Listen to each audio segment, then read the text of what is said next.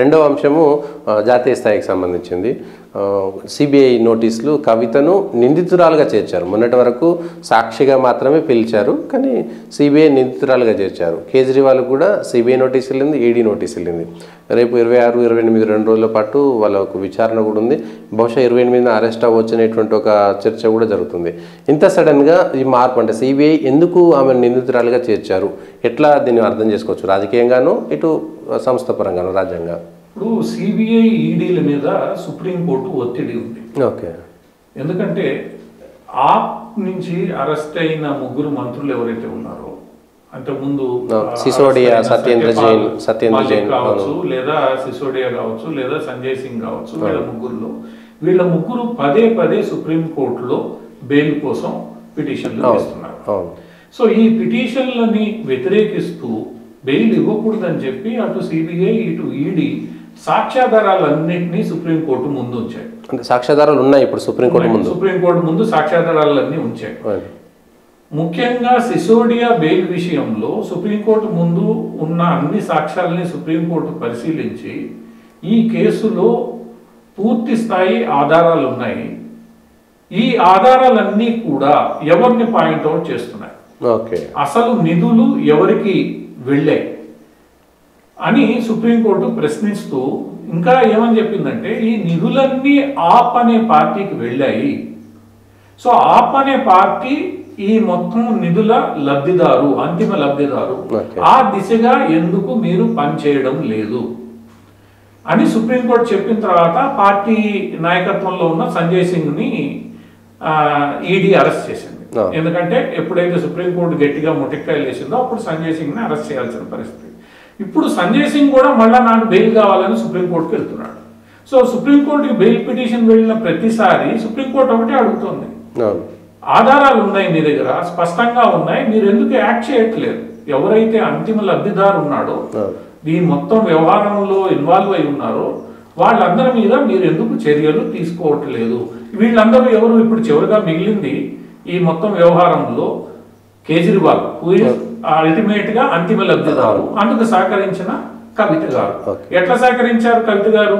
South group అనేది ఒకటి form చేసి ఈ మొత్తం డీల్ కుదిర్చి తద్వారా ఒక 100 కోట్ల రూపాయలు ఆప్కి అందేలా అందించిన ప్రణాళిక రూపొందించిన వ్యక్తి కవిత గారు. సో దీని మీద స్పష్టమైన ఆధారాలు ఉన్నాయి.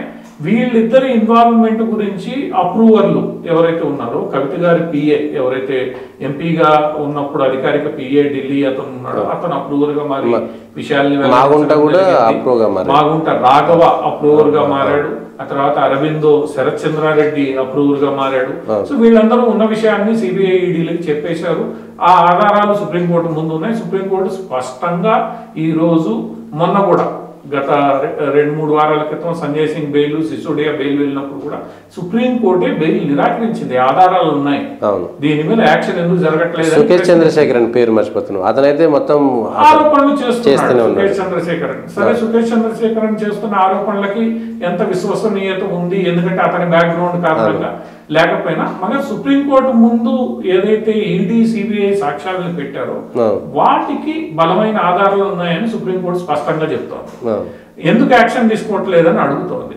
ఈ నేపథ్యంలో సిబిఐ ఈడీ మీద సుప్రీంకోర్టు చేస్తున్న కమెంట్లు, ఆ కమెంట్లు కూడా ఇప్పట్లో ఏం తగ్గవు. ఎందుకంటే ఈ ఆప్ మంత్రులు ప్రతిసారి సుప్రీంకోర్టుకి వెళ్ళి బెయిల్ వేస్తున్నారు, బెయిల్ పిటిషన్ వేసిన ప్రతిసారి సుప్రీంకోర్టు సిబిఐని తిడుతోంది, ఈడీని తిడుతోంది.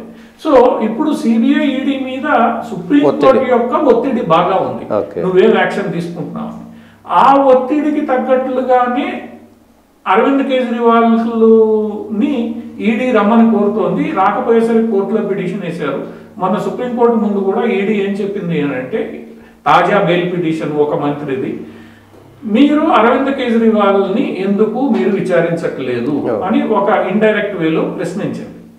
సో తప్పనిసరి ఇప్పుడు అరవింద్ కేజ్రీవాల్ కూడా ఈరోజు పరిస్థితి అర్థమైంది ఏంటంటే సుప్రీంకోర్టు ఒత్తిడి ఉంది, తప్పనిసరిగా నేను ఈ రోజు కాకపోతే రేపు ఎంత అవాయిడ్ చేసినా కుదరదు, నేను వెళ్లాల్సిందే ఈ సంస్థల ముందు అన్న అభిప్రాయానికి నెమ్మదిగా అరవింద్ కేజ్రీవాల్ గారు కూడా వస్తున్నారు. ఈ నేపథ్యంలో అసలు మొత్తం వ్యూహకర్త ఎవరైతే ఉన్నారో మరి కవిత గారికి తప్పనిసరిగా విచారించాల్సిన పరిస్థితి. రాజకీయ కంపల్షన్స్ మొన్నటిదాకా ఏమున్నా కూడా ఈరోజు ప్రభుత్వం, కేంద్ర ప్రభుత్వం కూడా జోక్యం చేసుకునే పరిస్థితి లేదు. ఎందుకంటే పదే సుప్రీంకోర్టు అడుగుతుంది.